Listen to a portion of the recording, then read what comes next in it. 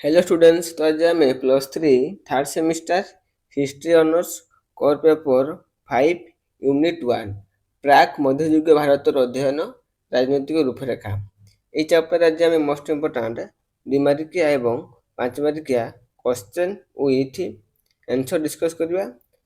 मो डिस्क्रिप्शन मोर Telegram group link अच्छी ये क्लिक करके ग्रुप रेडी हूँ जहाँफल आप क्लास टी पीडीएफ पाइपर एवं कोर पेपर 6, 7 आपण मैंने पीडीएफ पाइपर। तो प्रथम दिमाग क्वेश्चन डिस्कस करवा। तो प्रथम क्वेश्चन कौन आसुच प्राचीन इतिहास रचना आवश्यक उपादान गुड़िक संबंध में लेख। प्राचीन इतिहास रचना करने आवश्यक उपादान तो उपादान गुड़िक कौन ना प्राचीन इतिहास रचना करने आवश्यक उपादान गुड़िक मध्य समसामयिक साहित्य कृति एवं लिखित दलिल गुड़िक प्राधान्य रही। आउ कौन ना लिखित धारावाहिक विवरणी गुड़िक जेकोसी साधारण समाज दर्पण सदृश अटे।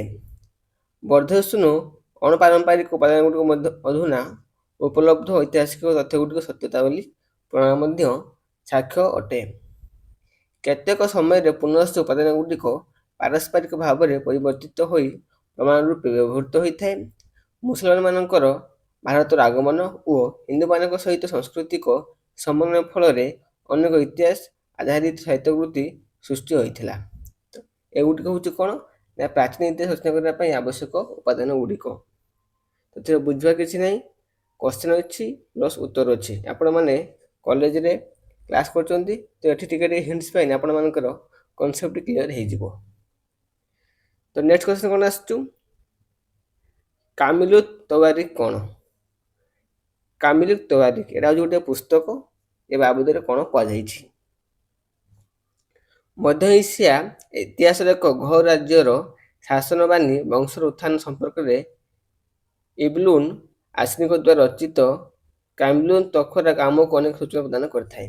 तो यहाँ हूँ कौन ना हूँ मध्य एशिया इतिहास घ राज्यर शासन वंशर सांसा बानी वंशर उत्थान संपर्क में एक पुस्तक रचना कर पुस्तक 1230 ख्रीष्टाब्द संपूर्ण होता।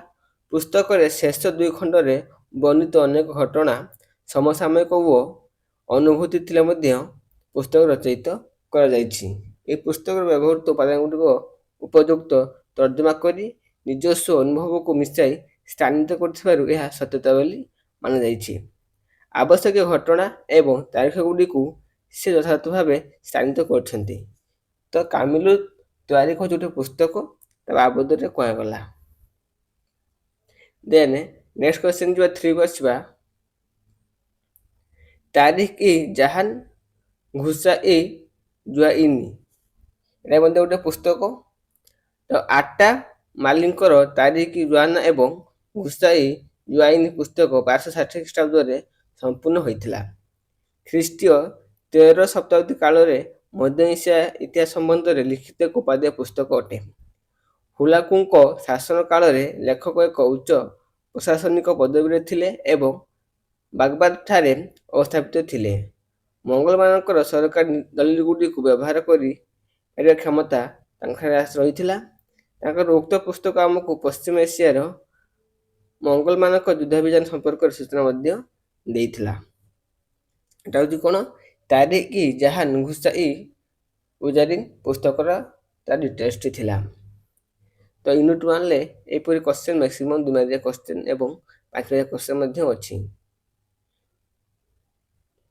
नेक्स्ट क्वेश्चन कौन आसुची तारीख ई जुगिदाहा और चाचनामा संपर्क लेख। तो या मध्य 2टी पुस्तक हमदुल्लाह मुस्ताफी काडविनिक रचित तारीख ई उजिदाहा पुस्तक 1329 ख्रीष्टाब्द समाप्त होता। प्राच्य अंचल सर्वोत्तम इतिहास रूपे यह ख्यात अटे। गजनवाजिद मानकर वास्तव इतिहास ए पुस्तक सन्निवेशित होइछि। आहुरी मध्य सांसाबानी एवं दिल्लीर सुल्तान मानकर कृतित्व और राज्य आदि मध्य पुस्तक सन्निवेशित कर घर मानक संपर्क में लेखक उत्साहजनक सूचना देइछन्ति। तो यह था कौन तारीख उजिदाहार। तो किसी क्लास आप कलेक्ट कर हिंट्स पाइने क्लीयर हो प्लस पीडीएफ पढ़ला टोटाल क्लीयर हो। ସେଥିପାଇଁ କହିଦେଉଛି, କାନ ପଡ଼ିଲେ ବି କିଛି କଥା ମନେ ରହିଯାଏ। ତ ଚାଚମାନା କ'ଣ? ଏହା ହେଉଛି ମୂଳତଃ ଆରବୀ ଭାଷା ଲେଖାଯାଇଥିଲା। ପରବର୍ତ୍ତୀ ସମୟରେ ନାସିର ଉଦ୍ଦିନ କବାଚାଙ୍କ ରାଜତ୍ୱ କାଳରେ ଏହାକୁ ଫାର୍ସୀ ଭାଷାରେ ରୂପାନ୍ତର କରିଥିଲେ କିଏ? ନା ମହମ୍ମଦ ଅଲି ବିନ୍ ଆବୁ ବାକର କୁଫି। ଏଟା ହେଉଛି ଗୋଟେ ଆରବୀ ଭାଷା, କିନ୍ତୁ ଏହି ଆରବୀ ଭାଷାକୁ ଫାର୍ସୀ ଭାଷାରେ କିଏ ରୂପାନ୍ତରିତ କରିଥିଲେ? ମହମ୍ମଦ ଅଲି ବିନ୍ ଆବୁ ବାକର କୁଫି। ଏଟା ଗୋଟେ MCQ କ୍ୱେଶ୍ଚିନ୍। ଦେନ୍ ଆଉ କ'ଣ ଅଛି ଏଥିରେ? ଅଧୁନା ସମୟରେ ଡି ଡାଉଜ ପଟା ଉକ୍ତ ପୁସ୍ତକକୁ ସମ୍ପାଦନା କରିଥିଲେ ଏବଂ ପ୍ରକାଶ ମଧ୍ୟ କରିଥିଲେ। ଏହି ପୁସ୍ତକରେ ଆରବୀମାନଙ୍କର ସିନ୍ଧୁ ବିଜୟର ସତ୍ୟ ସମ୍ବଳିତ ବିଶଦ ବିବରଣୀ ପ୍ରଦାନ କରାଯାଇଛି। ମଧ୍ୟଯୁଗୀୟ ଇତିହାସ ରଚନା ପାଇଁ ଏହି ପୁସ୍ତକଟି ଏକ ମୁଖ୍ୟ ଉପାଦାନ ମଧ୍ୟ ଅଟେ। କ୍ୱେଶ୍ଚନ୍ ନମ୍ବର 5 କୁ ଆସିବା। ତବାକତ ଇ ନାସିରୀ। ତବାକତ ଇ ନାସିରୀ ଏଟା ମଧ୍ୟ ଗୋଟେ ପୁସ୍ତକ। ମିନଜାନ ଉସ୍ ସିରାଜଙ୍କ ସମସାମୟିକ ଘଟଣାବଳୀ ଆଧାରିତ ପୁସ୍ତକ ତବାକତ ଇ ନାସିରୀ 1260 ଖ୍ରୀଷ୍ଟାବ୍ଦ ସମ୍ପୂର୍ଣ୍ଣ ହୋଇଥିଲା। ଏହାକୁ ଇଂରେଜୀରେ ଭାଷାନ୍ତର କରି ପ୍ରକାଶ କରିଥିଲେ ଶ୍ରୀଯୁକ୍ତ ରାବର୍ଟ। ତ ଏଟା ଗୋଟିଏ କ'ଣ? ଏଟା ଗୋଟିଏ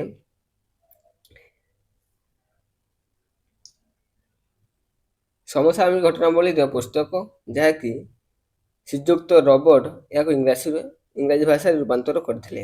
ଆଉ କ'ଣ? ନା ଏହି ପୁସ୍ତକଟା ଆମକୁ ମହମ୍ମଦ ଘୋରୀଙ୍କ ଭାରତ ବିଜୟ ଏବଂ 1260 ଖ୍ରୀଷ୍ଟାବ୍ଦ ପର୍ଯ୍ୟନ୍ତ ଦିଲ୍ ସୁଲତାନମାନଙ୍କର ଶାସନ ସମ୍ପର୍କରେ ସତ୍ୟ ସମ୍ବଳିତ ବିଶଦ ବିବରଣୀ ପ୍ରଦାନ କରିଥାଏ।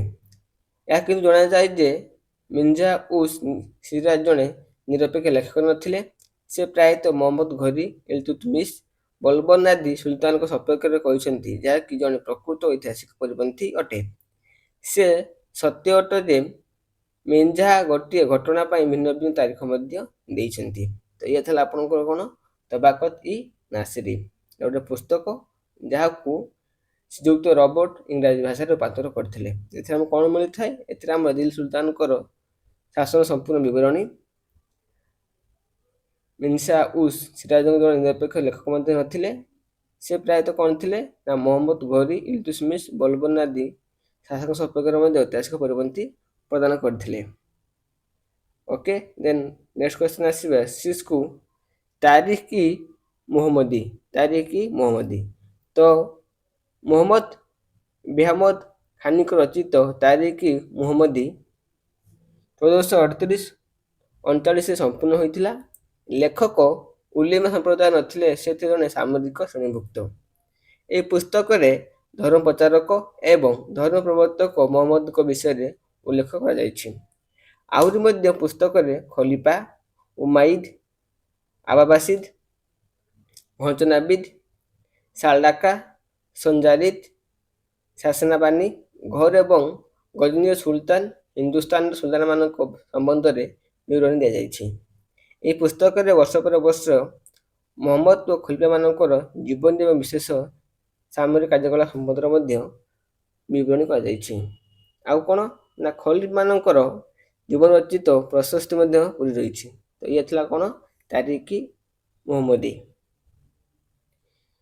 ନେକ୍ସଟ କ୍ୱେଶ୍ଚନ୍ ଆସିବା, ତାରିଖ ଇ ଫିରୋଜ ଶାହୀ କ'ଣ?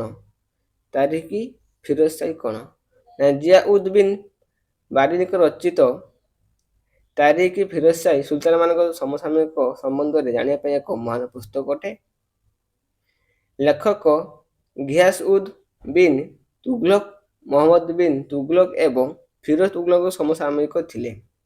ବରାନୀ ବଲବନଙ୍କ ଠାରୁ ଫିରୋଜ ଶାହ ତୁଗଲକ ପର୍ଯ୍ୟନ୍ତ ଆଖି ଦେଖା ଘଟଣାଗୁଡ଼ିକ ଇତିହାସ ରୂପେ ରଚନା କରିଛନ୍ତି। ତେଣୁ ପୁସ୍ତକ ସତ୍ୟତା ଉପରେ ପ୍ରଶ୍ନବାଚୀ ଲାଗେ ନାହିଁ। ସେ ଏକାଧାରେ ଜଣେ ଦାସ ବଂଶ, ଖିଲଜୀ ବଂଶ ଏବଂ ତୁଗଲକ ବଂଶ ସତ୍ୟ ସମ୍ବଳିତ ଉପାଦାନଗୁଡ଼ିକ ଏଥିରେ ଉପସ୍ଥାପିତ କରୁଛନ୍ତି। ଏହାର ବିଶେଷତା ହେଉଛି କ'ଣ? ପୁସ୍ତକଟିରେ ସରକାରଙ୍କର ଜଣେ ଉଚ୍ଚ ପଦାଧିକାରୀ ଦ୍ୱାରା ରଚିତ ହୋଇଥିଲା, ଯିଏକି ବାସ୍ତବ ସୂଚନା ପ୍ରାପ୍ତିର ଅଧିକାରୀ ମଧ୍ୟ ଥିଲେ। ଆଉ କ'ଣ? ବାରେନୀ ଐତିହାସିକ କର୍ତ୍ତବ୍ୟ ସମ୍ବନ୍ଧରେ ଉତ୍ତମ ରୂପେ ଅବଗତ ଥିଲେ ମଧ୍ୟ ପ୍ରଶସ୍ତି ଜ୍ଞାନ ଓ ତତ୍ସମ୍ବନ୍ଧରୁ ନିଜକୁ ମୁକ୍ତ ମଧ୍ୟ କରିପାରିନଥିଲେ। ନେକ୍ସଟ କ୍ୱେଶ୍ଚନ୍ ଯିବା କ୍ୱେଶ୍ଚନ୍ 8 କୁ। ଯେଗୁଡ଼ିକ ଇମ୍ପୋର୍ଟାଣ୍ଟ ସେଟାକୁ ମୁଁ ଟିକେ କହିଦେଉଛି। ଶାସନ ଇ ସିରାଜ ଅଫିଙ୍କ ତାରିଖ ଇ ଫିରୋଜ ସାହି। ତାରିଖ ଇ ଫିରୋଜ ସାହିରେ ଫିରୋଜ ତୁଗଲକଙ୍କ ରାଜତ୍ୱ ସମ୍ବନ୍ଧରେ ଲେଖାଯାଇଛି। ଶାସକ ସିରାଜ ଅଫିଫ ସିରାଜ ତୁଗଲକଙ୍କ ଦରବାର ଜଣେ ଉଚ୍ଚପଦାଧିକାରୀ ଥିଲେ। ତେଣୁ ତାଙ୍କ ଲିଖିତ ପୁସ୍ତକ ସତ୍ୟ ସମ୍ବଳିତ। ଏ ପୁସ୍ତକଟି ତିମୁର ଦିଲ୍ଲୀ ଅଧିକାର 1398-99 ଖ୍ରୀଷ୍ଟାବ୍ଦ ଉପରେ ଲେଖାଯାଇଥିଲା। ତିମୁରକୁ ଆକ୍ରମଣ ପୂର୍ବରୁ ସୁଲତାନଙ୍କ ରାଜତ୍ୱ ସୁବର୍ଣ୍ଣ ଯୁଗ ରୂପେ ଚିତ୍ରଣ କରାଯାଇଛି। ସୁଲତାନ ଫିରୋଜଙ୍କୁ ଅଫିମ ଧାର୍ମିକ ଲୋକମାନଙ୍କ ଏକ ଉଦାହରଣ ଭାବେ ସେ ଚିତ୍ରଣ କରିଛନ୍ତି ଏହି ପୁସ୍ତକରେ। ନେକ୍ସଟ କ୍ୱେଶ୍ଚନ ଆସିବା, ତାଜୁଲ ମାସିର ପୁସ୍ତକ ବିଷୟ ସଂକ୍ଷେପରେ ଲେଖ। ହାସାନ ମିଜାମି ରଚିତ ପୁସ୍ତକ ତାଜୁଲ ମାସିର 1142 ଖ୍ରୀଷ୍ଟାବ୍ଦରୁ 1228 ଖ୍ରୀଷ୍ଟାବ୍ଦ ପର୍ଯ୍ୟନ୍ତ ସଂଘଟିତ ଘଟଣାବଳୀର ବର୍ଣ୍ଣନା କରାଯାଇଛି।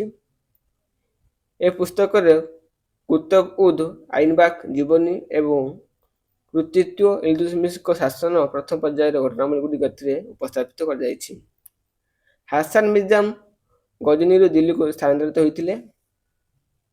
ଘୋରୀ ଆକ୍ରମଣକାରୀମାନଙ୍କ ରାଜତ୍ୱ ବୀରତ୍ୱ କୃତିତ୍ୱ ଆଦିର ମଧ୍ୟ ଏଥିରେ ରଚନା କରାଯାଇଛି।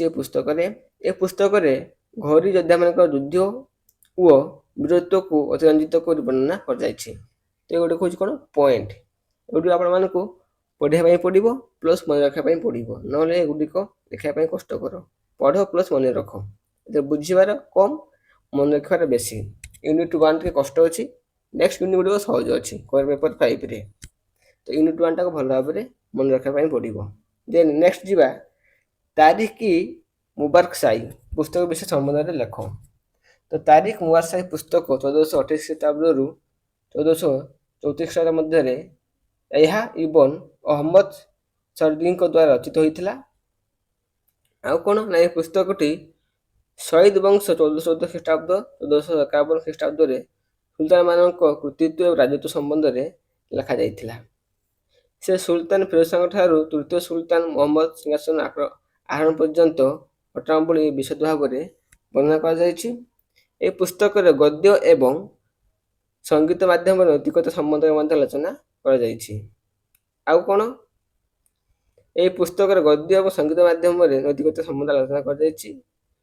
ପ୍ରଲୋଭନ ଓ ପାର୍ଥବ ପ୍ରତିଜନିତ ଆନ୍ଦୋଳନରୁ କ୍ଷାନ୍ତ ହେବା ପାଇଁ ମଧ୍ୟ ଉପଦେଶ ଦିଆଯାଇଛି। ପ୍ରଲୋଭନ କ'ଣ, ଲୋଭ ଏବଂ ପାର୍ଥବ ପ୍ରଗତିଜନିତ ଆନନ୍ଦରୁ କ୍ଷାନ୍ତ ହେବା ପାଇଁ ମଧ୍ୟ ଏ ପୁସ୍ତକରେ ଲେଖାଯାଇଛି। ତାରିଖ ଇ ମୁବାରକ ସାହି। ଦେନ୍ ନେକ୍ସଟ ଯିବା, ମୁଖଜାନ ଇ ଆଫଗାନି। ତ ମୁଖଜାନ ଇ ଆଫଗାନି ପୁସ୍ତକ ରଚନା କରିଛନ୍ତି ନ୍ୟାମତୁଲ୍ଲା। ଏ ପୁସ୍ତକରେ ସେ ଆଦାମଙ୍କ ଠାରୁ 1612 ଖ୍ରୀଷ୍ଟାବ୍ଦ ପର୍ଯ୍ୟନ୍ତ ଆଫଗାନିସ୍ତାନର ସାଧାରଣ ଇତିହାସ ରଚନା କରିଛନ୍ତି। ଏହି ପୁସ୍ତକରେ ଆଫଗାନିସ୍ତାନର ବିଭିନ୍ନ ସମ୍ପ୍ରଦାୟର ବଂଶାବଳୀ ରଚନା କରିଛନ୍ତି। ଜାହାଙ୍ଗୀରଙ୍କର ଦକ୍ଷ ଓ ବୀର ସେନାଙ୍କର ଖାନ ଇଲ ଜାହାନ ନଦୀଙ୍କ ସମ୍ପର୍କ ମଧ୍ୟ ଏଥିରେ ବର୍ଣ୍ଣନା କରାଯାଇଛି। ଲେଖକ ଜାହାଙ୍ଗୀରଙ୍କ ଦରବାରରେ ଜଣେ ଓକିଆନ ନାବିସ ରୂପେ କାର୍ଯ୍ୟ କରୁଥିଲେ, ତେଣୁକରି ସମସାମୟିକ ଘଟଣାବଳୀ ଗୁଡ଼ିକ ନିପୁଣ ଭାବରେ ବର୍ଣ୍ଣନା କରିଛନ୍ତି। ଆହୁରି ମଧ୍ୟ ସେ ଫରିସ୍ତାଙ୍କ ସମସାମୟିକ ମଧ୍ୟ ଥିଲେ। ତ ଏ ଥିଲା ଆପଣଙ୍କର 11ଟି 2 ମାର୍କିଆ କ୍ୱେଶ୍ଚନ। ଦେନ୍ 5 ମାର୍କିଆ କ୍ୱେଶ୍ଚନକୁ ଯିବା। ତ ପ୍ରଥମ 5 ମାର୍କିଆ କ୍ୱେଶ୍ଚନ କ'ଣ ଆସୁଛି, ପ୍ରାକ୍ ମଧ୍ୟଯୁଗୀୟ ଭାରତୀୟ ଇତିହାସର ସାହିତ୍ୟିକ ଉପାଦାନ ଉପରେ ସଂକ୍ଷେପରେ ଆଲୋଚନା କର। ତ 5 ମାର୍କିଆ କ୍ୱେଶ୍ଚନ ଗୁଡ଼ିକ ଏକ୍ସପ୍ଲେନ କରିବା ସମ୍ଭବପର ନୁହେଁ। ମୁଁ ଭିଡ଼ିଓଟିକୁ ସ୍କ୍ରଲ କରିକି ଯାଉଛି, ଆପଣମାନେ ଷ୍ଟପ୍ କରିକି ପଢ଼ି ନିଅନ୍ତୁ।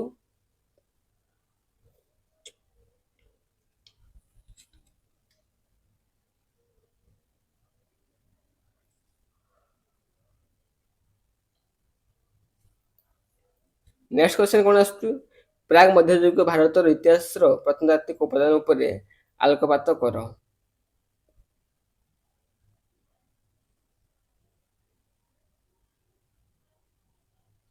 ନିଶ୍ଚିତ ରୂପେ ପିଲାମାନେ ଟେଲିଗ୍ରାମ ଗ୍ରୁପ ଜଏନ୍ ହୁଅନ୍ତୁ, ଯାହାଫଳରେ ଆପଣମାନେ କ୍ଲାସ ଗୁଡ଼ିକର PDF ପାଇପାରିବେ। 3 ନମ୍ବର କ୍ୱେଶ୍ଚନ କ'ଣ ଆସୁଛି, ପ୍ରାକ୍ ମଧ୍ୟଯୁଗୀୟ ଭାରତୀୟ ଇତିହାସ ସମ୍ବନ୍ଧରେ ଉପାଦାନ ଗୁଡ଼ିକ ସମ୍ବନ୍ଧରେ ବିବାଦ ଗୁଡ଼ିକ ସମୀକ୍ଷା କର। ପ୍ରାକ୍ ମଧ୍ୟଯୁଗୀୟ ଭାରତୀୟ ଇତିହାସ ସମ୍ବନ୍ଧରେ ଉପାଦାନ ଗୁଡ଼ିକ ସମ୍ବନ୍ଧରେ ବିବାଦ ଗୁଡ଼ିକ ସମୀକ୍ଷା କର। ବିବାଦ ମାନେ କ'ଣ, ଘଟଣା ଗୁଡ଼ିକ ସମୀକ୍ଷା କର।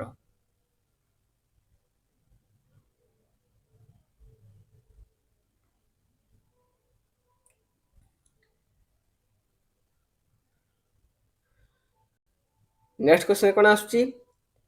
ତ୍ରିପକ୍ଷୀୟ ସଂଘର୍ଷ ସମ୍ବନ୍ଧରେ ଏକ ବିବରଣୀ ପ୍ରଦାନ କର।